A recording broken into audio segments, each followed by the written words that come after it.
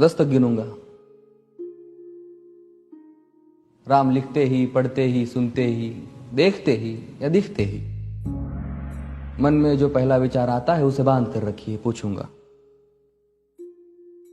1 2 3 4 5 6 7 8 9 9 9 हाथ काट कर रख दूंगा ये नाम समझ आ जाए तो।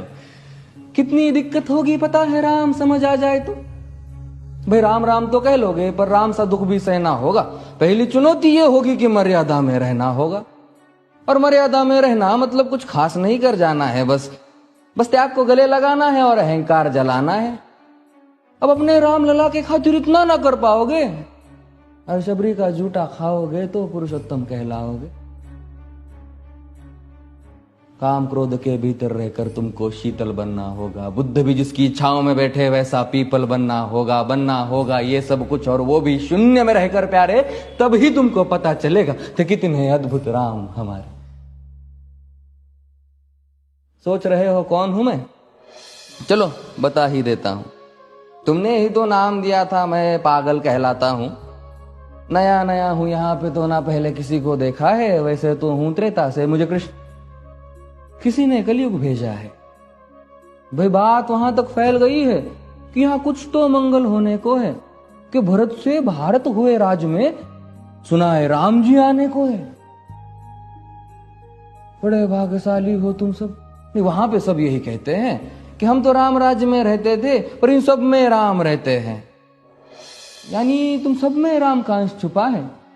मतलब वो तुम में आते हैं रहने। सच है या फिर गलत खबर? अगर सच्ची है तो क्या कहने। तो सबको राम पता ही होगा, घर के बड़ों ने बताया होगा। तो बताओ फिर कि क्या है राम। बताओ फिर कि क्या है राम। बताओ। अरे पता है तुमको क्या है राम?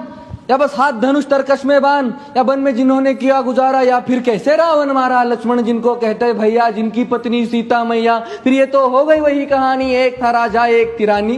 क्या सच में तुमको राम पता है? या वो भी आकर हम बताए? बड़े दिनों से हूं यहां पर, सब कुछ देख रहा हूं कब से। प्रभु से मिलने आया था मैं, उन्हें छोड़कर मिला हूं सबसे। एक बात कहूं अगर बुरा ना मानो, नहीं तुम तुरंत ही क्रोधित हो जाते हो। पूरी बात तो सुनते भी नहीं, सीधे घर पर आ जाते हो। ये तुम लोगों के नाम जपो में पहले सा आराम नहीं।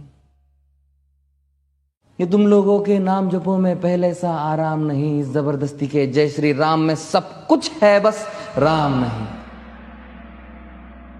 ये राजनीति का दाया बाया जितना मर्जी खेलो तुम। दाया बाया, अरे दाया बाया ये तुम्हारी वर्तमान प्रादेशिक भाषा में क्या कहते हो उसे? हाँ वो लेफ्ट एंड राइट। ये राजनीति का दाया बाया जितना मर्जी खेलो तुम चेतावनी को, लेकिन मेरी अपने जहन में डालो तुम। निजी स्वार्थ के खातिर अगर कोई राम नाम को गाता हो तो खबरदार अगर जुर्रत की और मेरे राम को बांटा तो।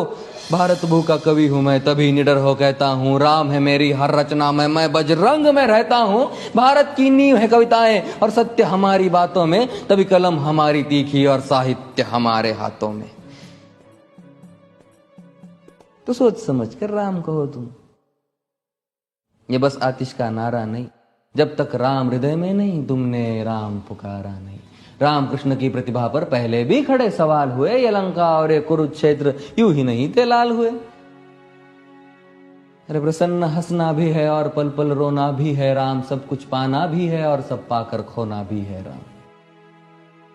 ब्रह्मा जी के कुल से होकर जो जंगल में सोए हो, जो अपनी जीत का हर्ष छोड़ रावण की मौत पे रोए हो। शिव जी जिनकी सेवा खातिर मारुत रूप में आ जाए। शेष नाग खुद लक्ष्मण बनकर जिनके रक्षक हो जाए। और तुम लोभ क्रोध अहंकार छल कपट सीने से लगा कर सो जाओगे तो कैसे भक्त बनोगे उनके, कैसे राम समझ पाओगे? अघोर क्या है पता नहीं और शिव जी का वरदान चाहिए। ब्रह्मचर्य का इल्म नहीं, इन्हें भक्त स्वरूप हनुमान चाहिए। भगवा क्या है पता, लहराना सबको होता है पर भगवा क्या है वो जाने जो भगवा ओढ़ के सोता है। राम से मिलना, राम से मिलना, राम से मिलना है ना तुमको? निश्चित मंदिर जाना होगा पर उससे पहले भीतर जा संग अपने राम को लाना होगा। जय सिया राम। और हाँ, अवधपुरी का उत्सव है, कोई कसर नहीं, सब खूब मनाना। मेरे प्रभु है आने वाले, रथ को उनके खूब सजाना।